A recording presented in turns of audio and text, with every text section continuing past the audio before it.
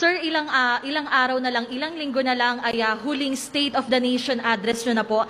Ano ang dapat abangan ng ating mga kababayan at ano po yung mga maipagmamalaki yung legacy ng Duterte administration? Nothing.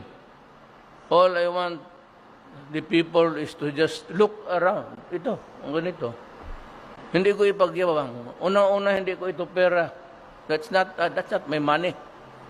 All I would just say is that we built and that's all. I will not crow about it in public because sabihin na ito, hindi mo pera yan. Bakit ka sige payabang dyan? Of course, the industry of those who were really on the ground, sila Tugade, sila Villar, Beroya, General Beroya,